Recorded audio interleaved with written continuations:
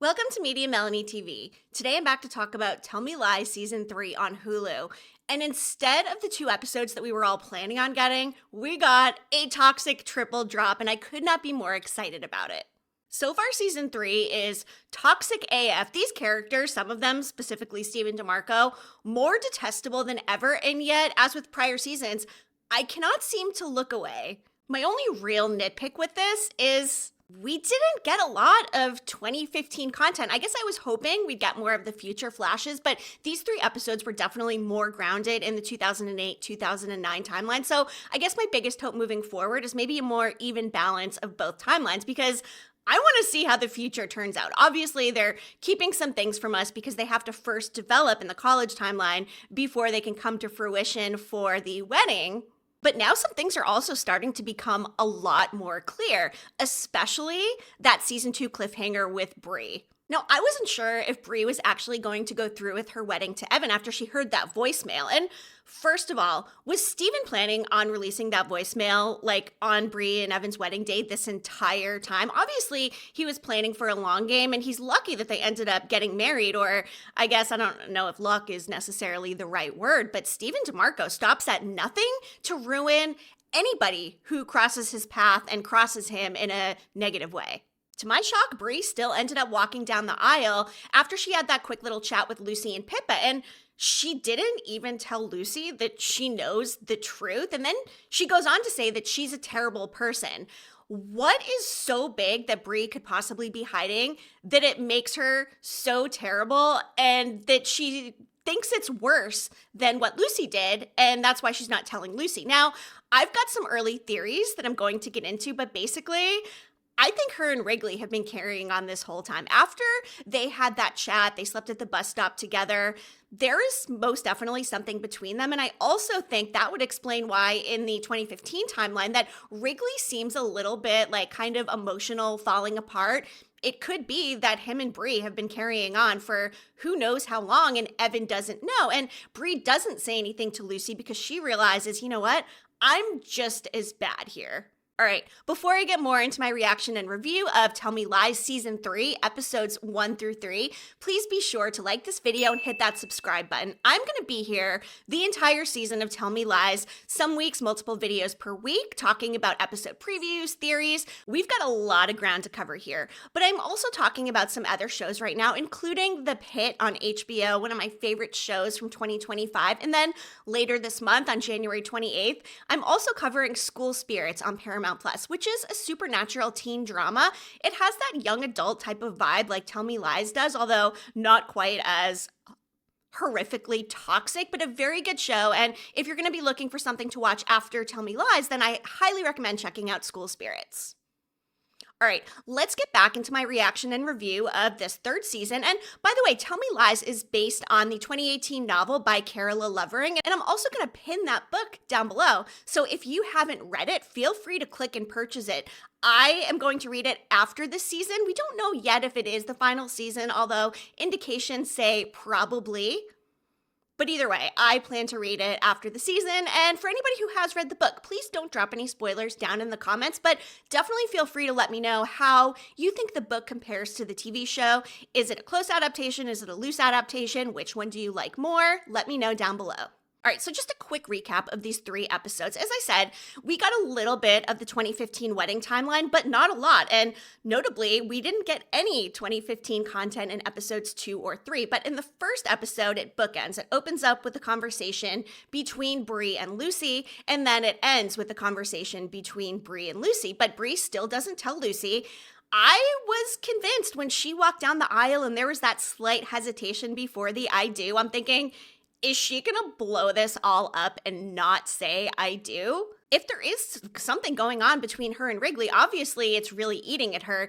And I think something with the strength of this cliffhanger is last season, a lot of us may have thought, okay, maybe Bree is still with Oliver, but she's not. She just happens to be now stalking this freshman Amanda who is with Oliver. Wild times. And I think that this is going to be a big season for Bree. Our sweet, innocent little girl may end up the biggest villain of all, obviously, besides Stephen, because there is nobody who is worse than him. In fact, if you didn't watch my video with the extreme emotional weather warning, you should definitely watch that on my feed. In the 2015 timeline, Lucy and Stephen had slept together, and Lucy's sort of scrambling all around like, hey, where's Stephen? Have you seen Stephen? Because they were obviously just together. And he does show up. She sees him when she's walking down the aisle, and of course he's sitting next to Lydia. And now I think we also have more context as to why Lydia doesn't like Lucy, because of the big taped confession that Stephen basically forces her to record, because Lucy chose Bri. She does not want Bri to find out what she did. So instead, she's going to record a confession saying that she lied about Grape. I mean, are you kidding me? That is terrible. And that said, something did transpire between Chris and Pippa, but Lucy was actually kind of trying to do the right thing for once and say that it happened to her. So that way there was a little bit more validity when people were out there saying like, oh, why do women have to lie about this sort of thing? So Lucy has herself in some pretty hot water. In fact, she's called to the counselor's office to ask if she does want to file a former complaint. So obviously this story is going to be threaded through the season as well. And again, probably will come to blows at some point with Lydia, which basically is forcing Lydia and Stephen together. Because obviously Stephen does his best to hurt Lucy the very best that he can. And the reason why he did everything he did within these first 3 episodes was because he didn't know how else to hurt her. Like, get over it, bro. I'm not saying what Stephen did was right. I'm not saying what Lucy did was right, but I am saying that Stephen needs to just move on. But the fact that he's not obviously gives us some exceptional television to watch here. All right, so episode 1 was called You Effed It, Friend. Episode 2, We Can't Help It If We Are a Problem. And episode 3, the surprise episode we didn't know we were getting, is called Repent. The spring semester has started and things open with Stephen still being very upset with both Evan and Lucy. Evan actually lets Stephen stay in his apartment over the winter break and comes back. Stephen's leaving and is basically like, oh, hey, bro, you can clean up all the dishes I left in the sink for you. And Evan really can't say anything because obviously he knows what he did and he knows Stephen's mad about it. And like everybody, he's probably afraid of what Stephen's going to do because this man might be one of the most toxic and vindictive TV characters of all time, or at least in the last decade. Now, I challenge you, are there any other characters that you know of that you think are actually worse? Drop it down below. So basically, Stephen is on the psychological warfare path. Lucy is trying to do everything she can to get back in his good graces. And even though they did try to be together again and, hey, let's be nice to each other this time, it doesn't take very long to fall apart. And I don't think any of the friend group is surprised either. I don't think any of us are because these two are literal poison when they are together. We get that MDA situation, which is actually when Stephen pretends to take it, Lucy takes it, and then Stephen ends up picking at Lucy up until finally he tells her that he already knows. Now, he did give Lucy every chance to come clean, but if I was Lucy, I mean, I don't know if I would have owned up to it either, mostly because I fear this man and what he's going to do. And he proves that she should be afraid of him by his reaction and then having her record that tape and him like literally recording it for her. Diabolical. We get karaoke night and Stephen actually ditches Lucy while she's up at the mic. He is doing every single thing he can in his power to just make Evan and Lucy as miserable as possible. He even calls out Evan and he's like, hey, oh, you don't strike me as the type of person to have a major, and basically taking jabs at him because he doesn't have a plan for after college. And that storyline is interesting too, because Wrigley let it slip to Evan that Bri was in fact with a 45-year-old married man. Evan puts the two pieces together and ends up going to see Oliver, which was actually very strange because, yes, he realizes Oliver and Bri were together and Oliver's obviously like trying to play Evan like, you know, you don't know what you're talking about. But then Evan ends up asking Oliver for life advice and, you know, what he should do after college.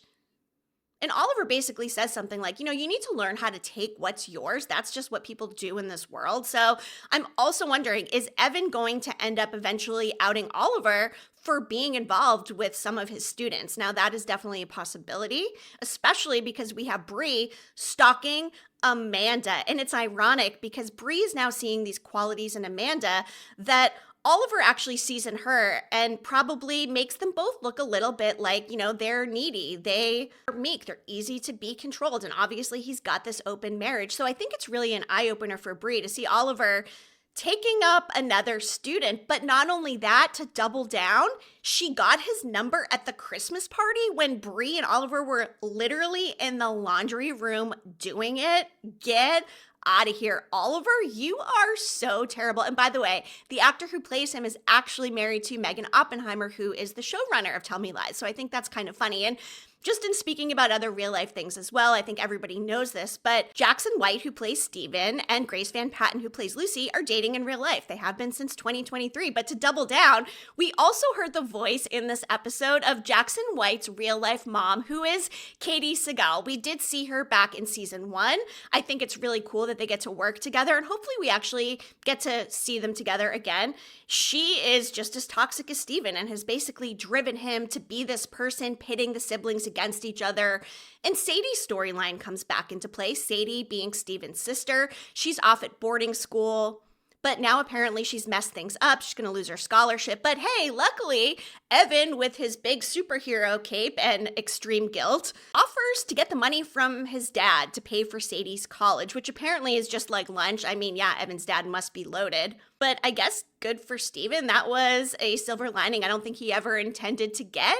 But one thing I really would like to see this season is more context on Stephen, his family, and really how he got to be this terrible person, which, yeah, we know a lot of, but I have a feeling there's also more to it that we probably don't know. Meanwhile, we've got everything going on with Pippa and Diana keeping things a secret, which actually brings me to a segment I'm going to do every week when I'm reviewing Tell Me Lies. Let's have some fun, you guys. All right, we're going to call this toxic or tolerable. Is it gaslighting, gatekeeping, or a green flag? When Pippa and Diana decide to keep their feelings for each other and what's going on between them from Wrigley. Now, on one hand, yes, it is furtive, but they're also still kind of figuring out their feelings. But I think at the core of it, they don't want to hurt Wrigley. Nobody wants to hurt Wrigley after everything he's been through and is still going through. In fact, Bree's the only one that's really been able to kind of like open up and talk to Wrigley because Pippa really is overstepping a little bit, and she means well. Of course, she wants to take care of Wrigley, but she basically got back together with him because she feels bad, and that is not the right reason to be with somebody. And Diana and Pippa both know that. So what do you guys think? Is it a green flag that they're not telling Wrigley because they're trying to protect him? And they're not really maliciously doing anything. I mean, they can't help that they have feelings for each other. Or is it more like kind of in the middle, a little bit neutral and gatekeeping? Or is this straight up gaslighting? Do you think that they are doing the wrong thing? Is this a big red toxic flag? Drop it down in the comments and let me know. All right, I also have a quick 3-question unserious portion of the video here, starting with, what is your karaoke song? Drop it down in the comments. I'm going to make a confession. I have never sang karaoke before. Now, I'm not afraid of doing crazy things and singing on like my 12 Days of Binge Miss Christmas video. I mean, I have a terrible voice. I don't know what's wrong with me. I'm not a super shy person. I think I don't know, something about being in person and getting embarrassed is a lot more difficult than like being behind a screen and being embarrassed. Have you ever sang karaoke? Are there others out there like me who never have? And if you are a karaoke person, let me know down in the comments, like, what is your number one go-to song?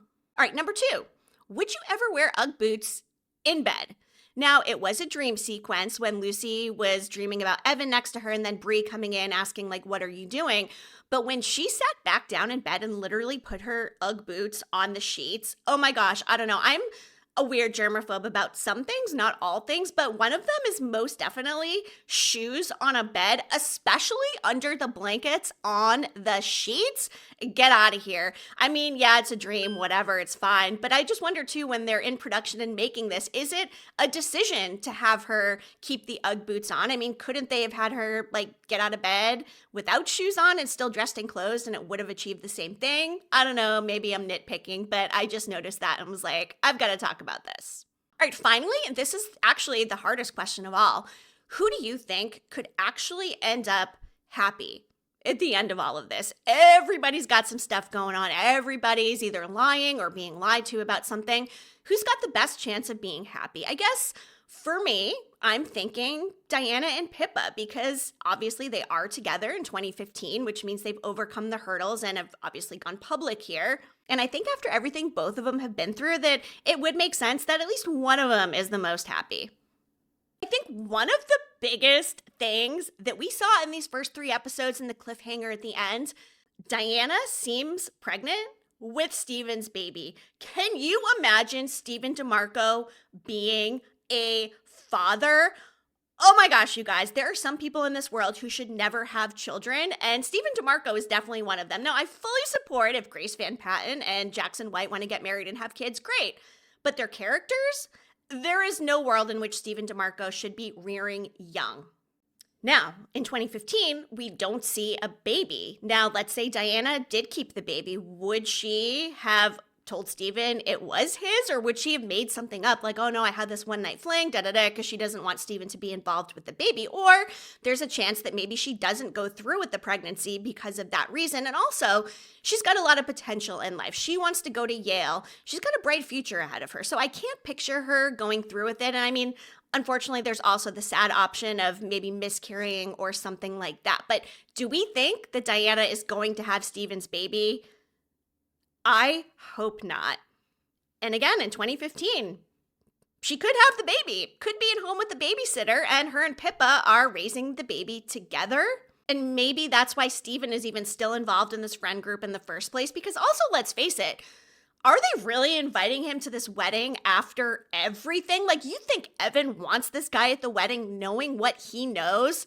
Crazy. All right, let's get into the vibe of the episode a little bit with some of these top tier needle drops. I love calling out the songs. I think the people who work in the sound department, make the soundtracks of TV shows, are so talented to be able to really create a mood with a song. I love music. I love live music. I love all music. I'm always listening to it. So as always, I'm going to call out some of these songs that we heard.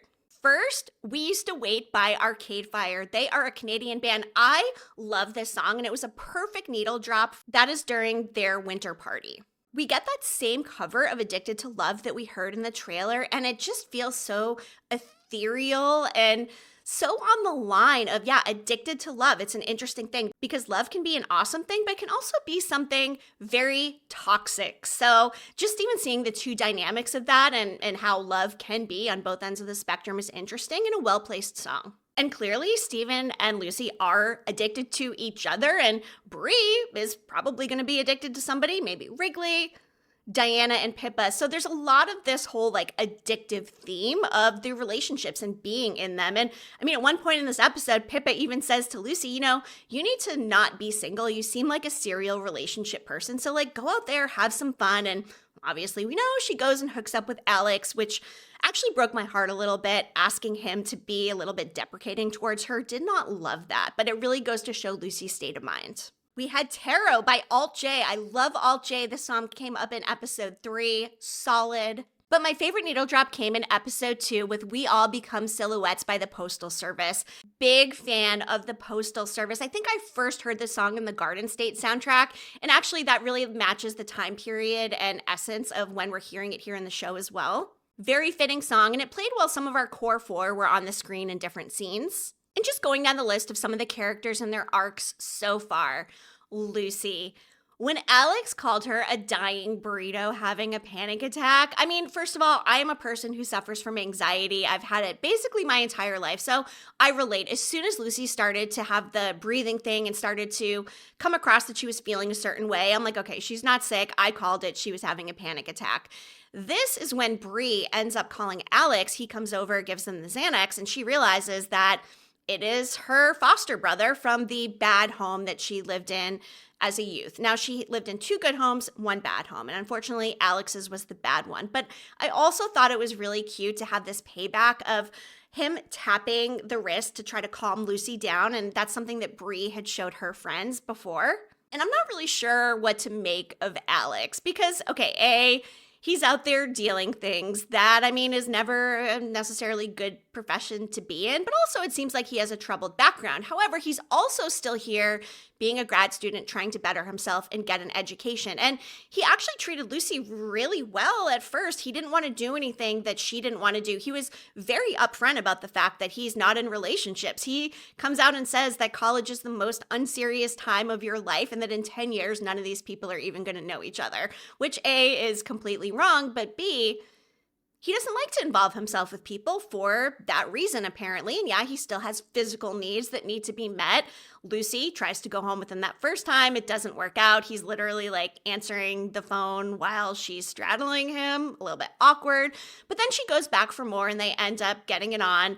Alex lays her down on her stomach. Things happen. But the way that Lucy was asking him to say these things to her about how pathetic she is, I really hate to watch that. It really is hard to watch. But again, as I mentioned earlier, it really does speak to Lucy's frame of mind right now and the number that Stephen DeMarco has done on her. And again, I do not condone cheating. I don't think it's right what Evan and Lucy did. And hey, I don't think it's necessarily right that they're keeping it. I mean, Evan did the right thing and told Stephen, and Stephen was going to tell Bree, but Lucy basically would do, again, anything to not have her find out. She would rather lose Stephen than Bree, which is a testament to their friendship and how much she does value it and how much it must literally tear her apart anytime that she's with her because she's got to be running this back through her head the whole time.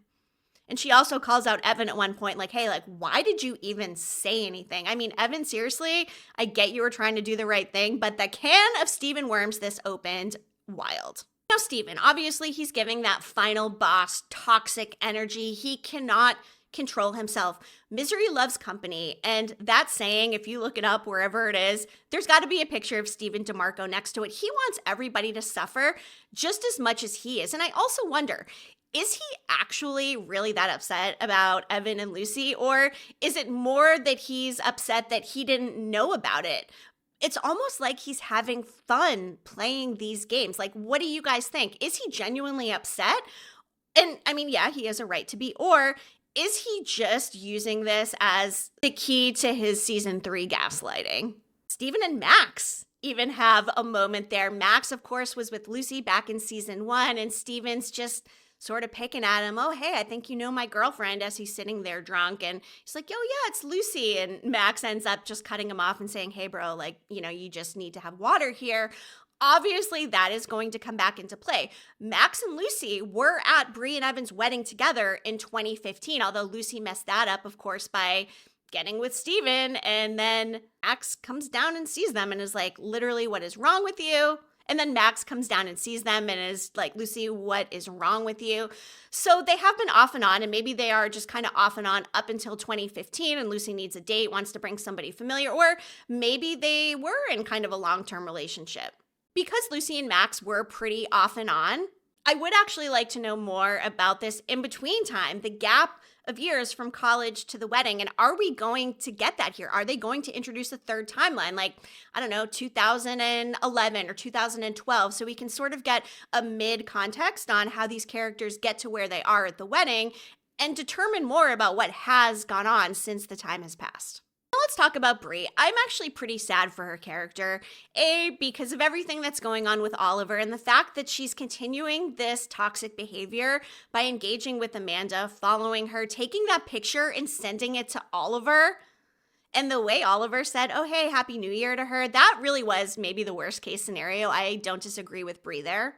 But also throwing it back to her foster home and Alex saying, oh, Bri used to be so bossy and da-da-da. But it sounds like that was before some inciting incident must have happened that changed everything and made that circumstance bad for her. What was it? Was there some kind of abuse? Was there some sort of violence? I imagine we're going to eventually find out, but I kind of like this brotherly, sisterly relationship between Bri and Alex. And again, Alex is hard to read, so he could go either way. Is he going to be a good guy? Is he going to be a bad guy? Obviously, no matter what kind of guy he is, I would think that Bri is going to be his number one priority here. And again, with Evan, that peak irony of him actually going to Oliver for the life advice and Oliver basically shutting him down when Evan's, telling him that he knows about him and Bri. And Evan is now seeing Molly, who we first met from that MDA incident, which was actually pretty cute. She comes over, she's super nice to everybody. But a moment that actually really got me was when Evan told Bri, yeah, I'm with Molly now, but I'd leave her in a heartbeat for another chance with you. Evan, Evan really is a good guy. He made a mistake. He's in college, and he should not have slept with Lucy. That never should have happened, but he did own up to it, and he's still trying to win Bree back, and eventually he does. Now, is he going to win her back by the end of this season? Is there going to be another season in which there's more drama? Are they together the entire time once they do reconcile up until they get married, or is there more of a time lapse? Do they get together after college graduation, perhaps?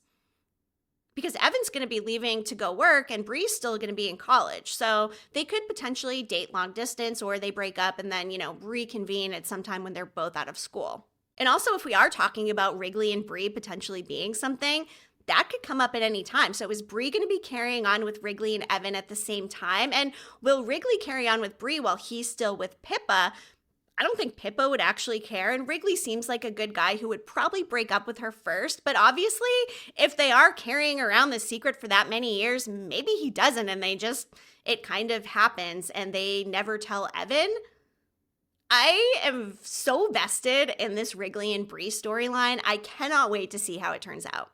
And Wrigley really is so sweet. I mean, Pippa put him in that photography class with Bree too. Basically, thrusting them together. Now they're partners for this activity that they're working on. So there's a lot of opportunity for them to get even closer than they were having had that bus stop conversation, which again was very cute when Bree's bringing up, oh, how are your parents? And hey, your brother just died. And yeah, it's a hard conversation, but I feel like Bree's being more honest with Wrigley than maybe anybody has, because everybody's walking on eggshells. Now, I just got goosebumps thinking about it because I actually lost my brother, and I think you are treated a certain way afterwards. Granted, this is much different because obviously Wrigley was somewhat at fault for the death of his brother Drew. But losing a sibling sucks no matter what the circumstances are, and I understand why people are taking it easy around him. And like he even says to Stephen, it must really suck. You can't be mean to me right now. And Wrigley is starting to see through Stephen's games as well. In fact, I think Wrigley might see him more for who he is now than even some of Lucy's friends do. All right, so now let's get into some predictions and possible fallout from these first 3 episodes. Again, I'm sticking to it. I think the 2015 secret has something to do with Bri and Wrigley. I also think, and now this one might sound kind of crazy, but there was this brief moment where Lucy actually looked over at Oliver. Is Lucy going to get with Oliver and continue on this just toxic voyage? Would she hurt Bri again by being with the guy that she knows Bri is very upset over? I mean, I'm not putting it out of the realm, and I would like to think Lucy learned her lesson, especially after what Stephen made her do recording that confession. But I don't know if I have that kind of faith in Lucy. I think something is going to transpire between Stephen and Max, and we saw what happened before with one of Lucy's other boyfriends and Stephen. So I don't think Stephen's gonna let this go, even though Max and Lucy aren't together right now. I don't trust Stephen around anybody who is connected to Lucy in a sexual way, whether that's past, present, or future. And then Diana's baby. I'm going to predict she does not go through with the pregnancy. Her and Pippa end up together because obviously we know that's a thing, but I don't think there's a baby in play. I don't think she's going to have Stephen's baby. But what do you guys think? What are your top predictions for season 3? What did you think about these first 3 episodes? Drop all of your thoughts, your highs, your lows, theories, etc. down in the comments. And remember to stick with me. I'm going to be here all season talking about Tell Me Lies season 3. Thank you so much for watching, and I'm going to be back again soon with more TV talk. Media Melanie, clicking off.